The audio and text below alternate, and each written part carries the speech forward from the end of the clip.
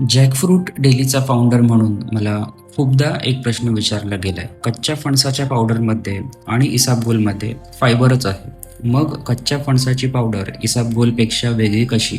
किंवा इसाबगोल ऑलरेडी उपलब्ध असताना आम्ही जॅकफ्रूट डेलीची कच्च्या फणसाची पावडर का सिलेक्ट करावी? इसाबगोल शरीरात गेल्यावर पाणी अब्झॉर्ब करतं आणि स्टूल्सला योग्य व्हॉल्यूम देतं आणि त्यामुळे बद्धकोष्ठता किंवा अनियमित जर आपल्याला शौचाच्या समस्या असतील तर त्या दूर करतं. विविध औषध कंपन्या देखील इसाबगोल असणारं प्रॉडक्ट बनवतात. पण जेव्हा मी कच्च्या फणसाच्या वापराबद्दल अभ्यास करू लागलो तेव्हा मला एक गोष्ट पूर्णपणे जाणवली की कच्च्या फणसामध्ये नैसर्गिकरित्या आढळणारं पेक्टिन हे सोल्युबल फायबर असतं. हे फायबर पचन संस्थेमध्ये जेल सारखा पदार्थ तयार करतं. त्यामुळे शौचक्रिया नियमित राहतेच, पण त्याचबरोबर अन्नातील कार्बोहायड्रेटचं पचन आणि ॲब्झॉर्प्शन देखील स्लो होतं. याचा परिणाम काय? तर जेवणानंतर रक्तातील जी साखर आहे ती झपाट्याने वाढत नाही. पेक्टिन हे एक उत्तम प्रीबायोटिक फायबर देखील आहे. म्हणजेच ते आपल्या शरीरातील आतड्यांमधल्या सूक्ष्म जीवाणूंसाठी अन्न म्हणून काम करतं आणि हे जीवाणू शरीरासाठी फायदेशीर घटक तयार करतात, जसं काही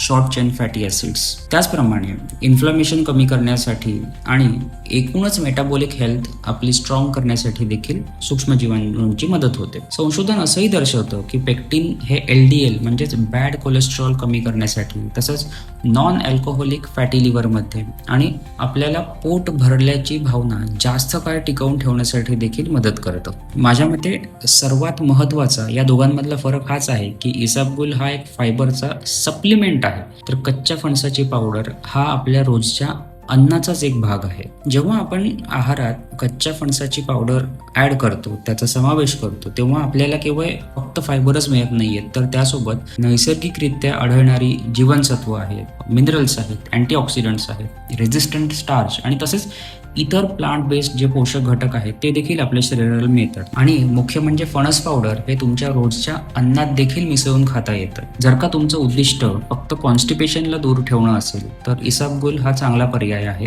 मात्र कॉन्स्टिपेशन दूर ठेवण्यासोबतच जर का तुम्हाला पचन संस्थेचं आरोग्य किंवा ब्लड शुगर मॅनेजमेंट किंवा आतड्यातल्या गुड बॅक्टेरियांचं संतुलन किंवा कोलेस्ट्रॉल मॅनेजमेंट आणि ओव्हरऑल मेटाबॉलिक हेल्थ चांगली राहायची असेल तर मात्र आपण कच्च्या फणसाची पावडर आपल्या आहारात समाविष्ट करू शकतो. म्हणूनच प्रश्न हा नाही आहे की कुठलं फायबर चांगलं, तर प्रश्न हा आहे की तुम्हाला फक्त फायबर हवं आहे की फायबरसोबत संपूर्ण पोषण देखील. निवड तुमची आहे.